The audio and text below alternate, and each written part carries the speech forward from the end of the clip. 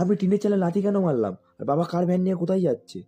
Good morning guys, আজকে ভিডিওটা শুরু করলাম ব্রেকফাস্ট থেকে। সকালবেলা উঠে স্নান করে রুটি আর কলাকে বৃষ্টি ভেজা রাস্তা দিয়ে যাচ্ছিলাম দোকানে। কাল সারা রাত বৃষ্টি হওয়ার জন্য আজ সকালবেলা রাস্তাঘাট সব ভিজেছিল। ফাইনালি গাইজ মেঘলা ওয়েদার কেটে রোদের দেখা দিয়েছে অনেকক্ষণ পর। দোকানে চাল লাগানোর কাজ চলছিল, সেখানেই আমরা সবাই মিস্ত্রিকে সাহায্য করছিলাম। এই হচ্ছে আমাদের মিস্ত্রি দাদু, যে এখন স্পাইডারম্যানের মতো উপরে উঠে চাল লাগাচ্ছে।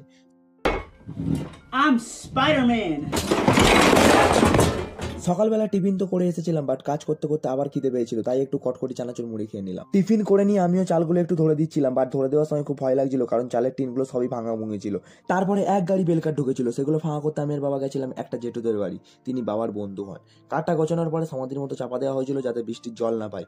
কাঠ ঢোকানোর সময় এই ভ্যানটাকে সরানো হয়েছিল, সেটাই বাবা আবার জায়গায় রেখে দিচ্ছিল যেখান থেকে সরিয়েছিল।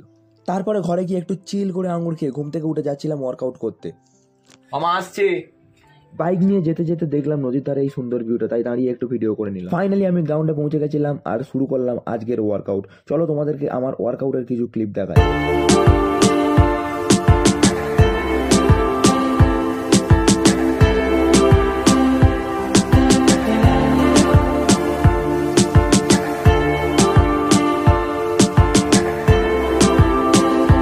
ওয়ার্কআউট শেষ হয়ে যাওয়ার পরে হু করে সিঁড়ি পড়তে নেমে আমার বিএমডব্লিউটাকে নিয়ে চলে গেছিলাম একটু কলে হাত ধুতে, কারণ ওয়ার্কআউট করার সময় আমার পুরো হাত নোংরা হয়ে গেছিল। তারপরে হাত ধুয়েই চলে গেছিলাম সিঁদুর কাপে একটা ব্যানার তৈরি করতে। কিসের ব্যানার, কি ব্যানার, সেগুলো তোমাদেরকে সব পরে বলবো।